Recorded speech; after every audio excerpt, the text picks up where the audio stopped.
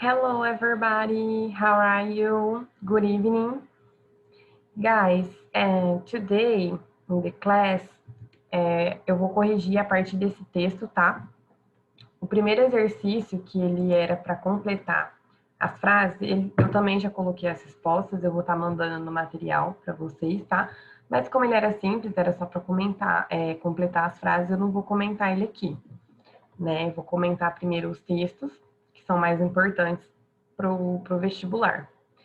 Então, no segundo exercício, eu dei esse texto para completar algumas lacunas, né, com uma das preposições que nós aprendemos em sala de aula, né?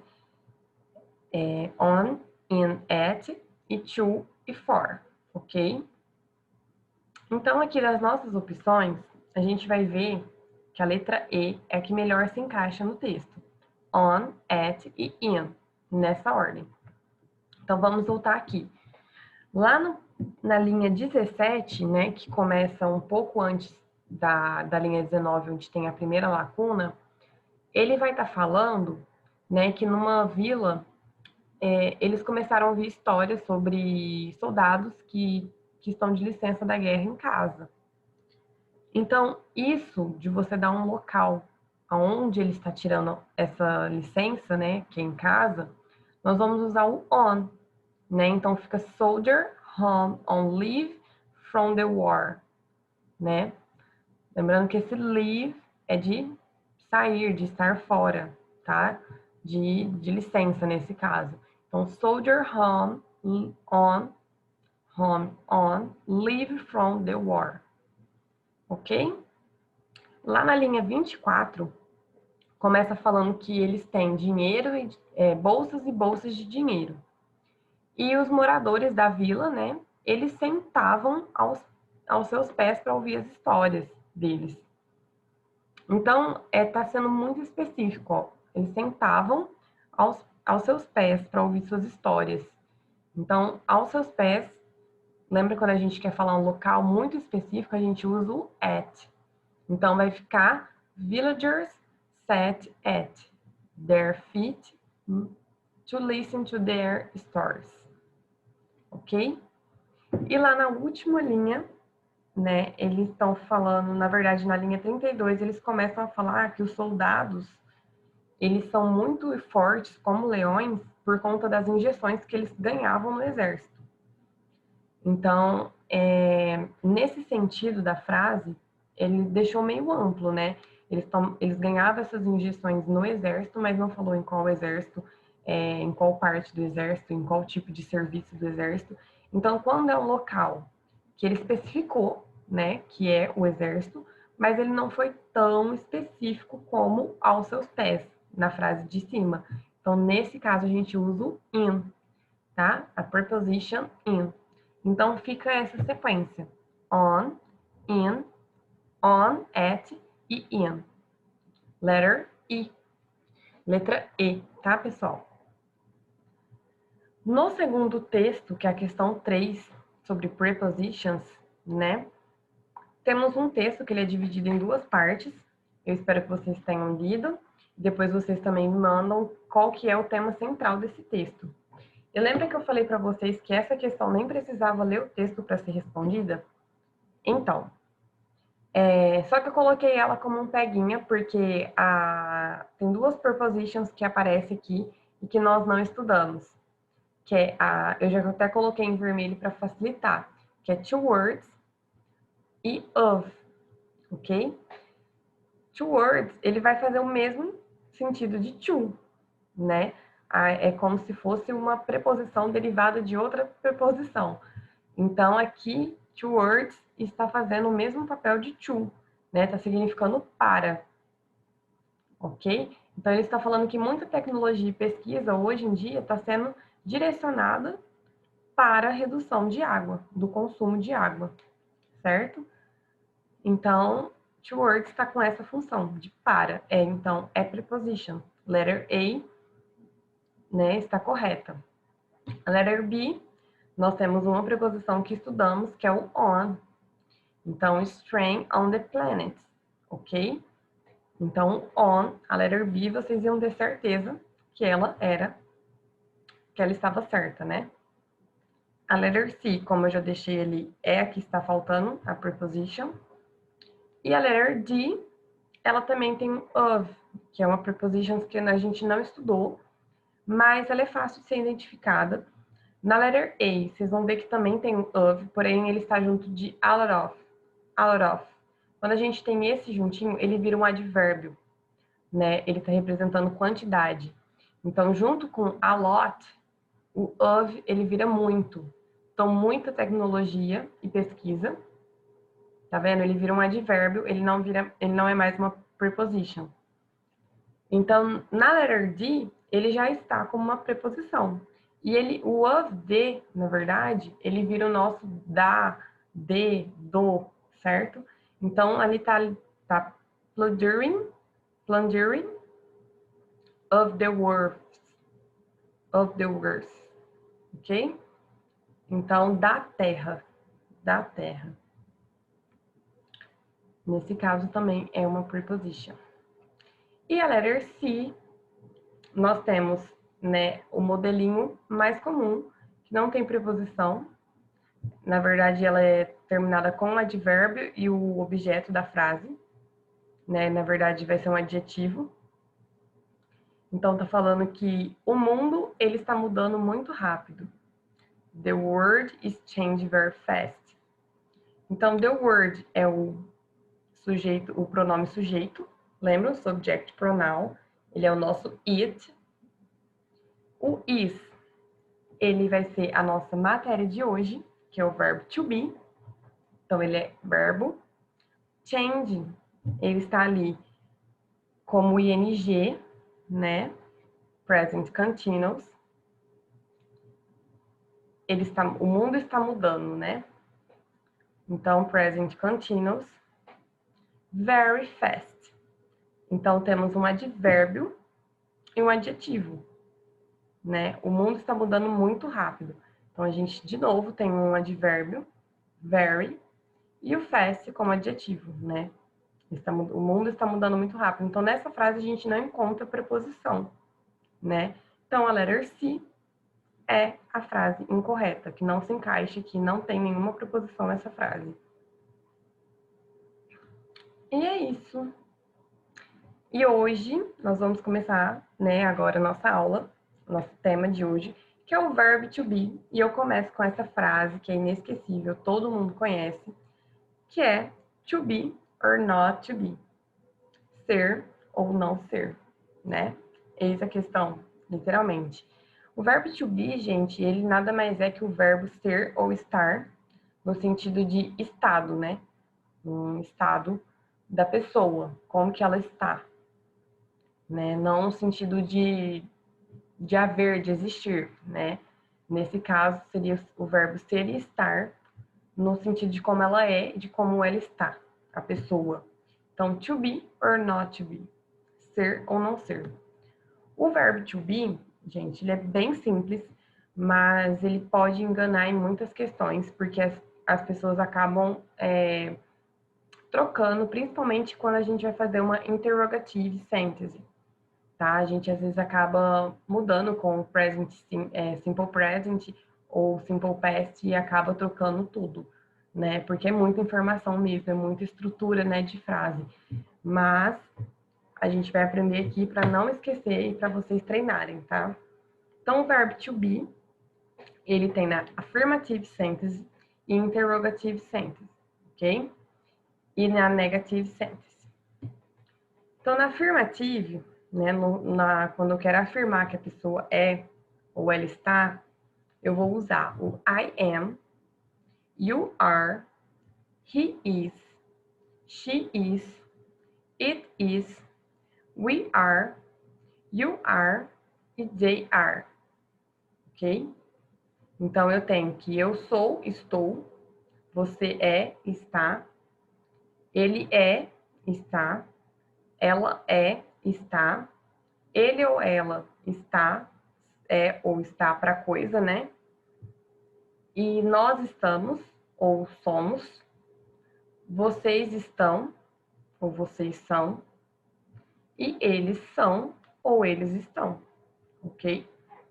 Então, nós temos, né, tanto no singular como no plural, o verbo to be.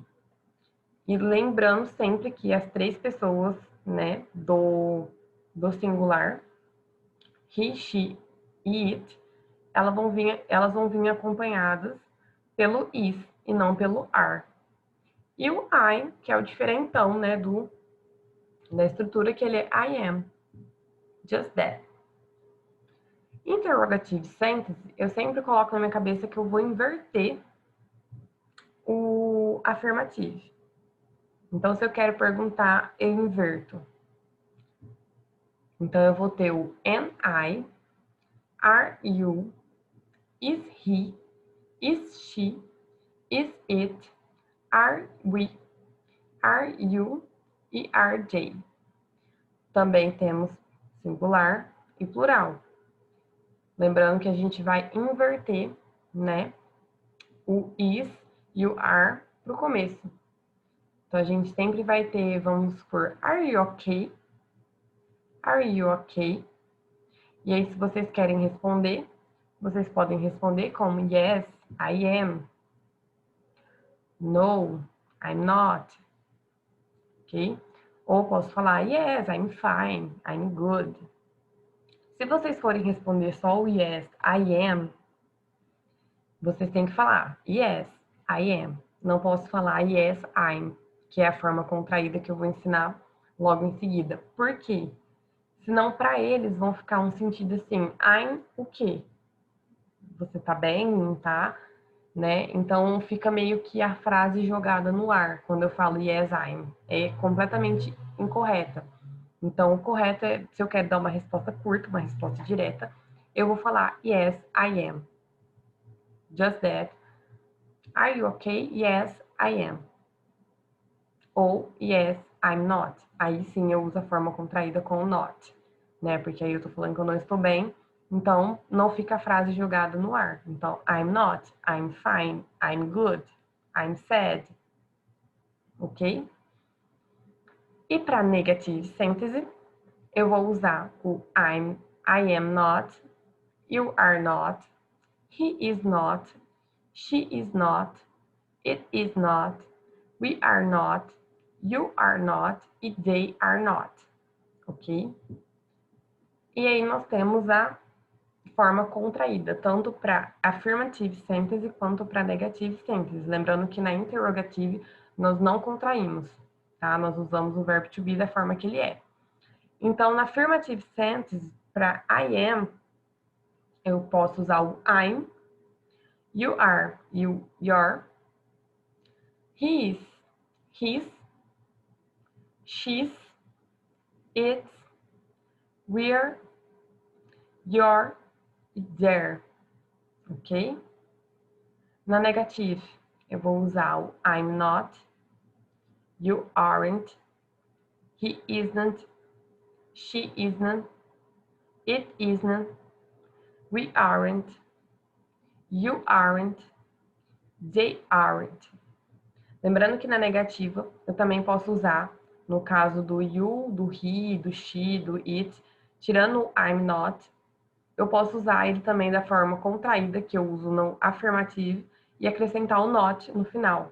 Então, eu posso usar he's not, she's not, we're not, they're not, ok?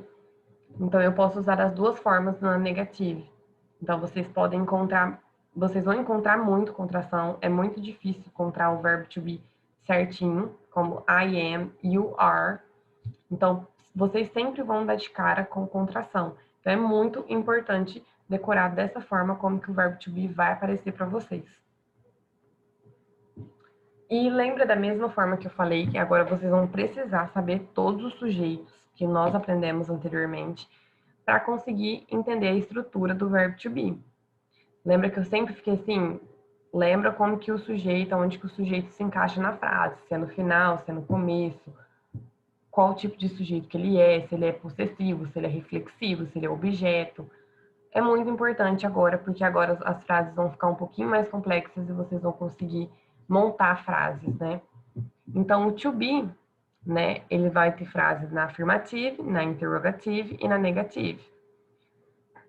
Eu vou ler da forma contraída para vocês terem um pouco melhor de noção na pronúncia, porque vocês nunca vão encontrar alguém falando I am a student.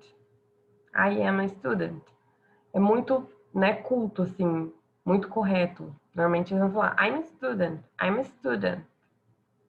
Então, I'm a student, you're a student, he's a student, she's a student, it is a book. Lembrando que o it, ele não pode ser uma coisa que um humano é, que é para coisa. Então, uma coisa não pode ser estudante, né? E uma curiosidade, quando eu quero falar do meu cachorro, do meu animal, como que eu posso dizer? O meu bichinho de estimação, que eu tenho intimidade, eu posso usar o she ou he para ele, porque eu desenvolvi um certo afeto por aquele animal. Mas quando é um animal de uma pessoa que eu não conheço, né, ou um animal mesmo selvagem, eu uso it, tá? Porque aí a gente não tem sentimento, né, diretamente ligado para aquele animal. Agora, quando o animal é seu, quando você tem uma certa intimidade, você pode usar o he ou she, não tem problema nenhum. É bem comum ver eles usando o she e o he para animais de estimação. Porque vocês sempre vão encontrar nas explicações que para animais e coisas se usa o it. Por isso que eu estou falando esse exemplo. Então, para animal de estimação seu, que você tem intimidade, que você tenha sentimento, você pode usar o he e o she sem problema nenhum. Só quando for algum animal que você não tem intimidade. Pulando toda essa explicação, para o not, né, na negative, a gente vai ter o I'm not a student, I'm not a student, I'm not a student. You aren't a student, you aren't a student, você não é estudante. Ou it is, na verdade vai ficar it isn't a book, it isn't a book, ele não é um livro, ok? E na interrogative, vamos ter o I am a student, are you a student, is he a student, is she a student, is it a book, viu? E no plural a mesma coisa, né? Não muda. A estrutura é basicamente a mesma do verbo to be. Ele é bem simples. E na próxima aula a gente vai ver o verbo to be no past, no passado. Então, nós vamos aprender sobre o was e o were.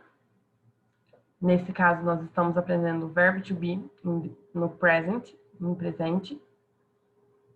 E essa é a forma básica, vocês não vão encontrar o verbo to be de outra forma, a não ser quando ele vem acompanhado pelas WH questions, né, que é o were,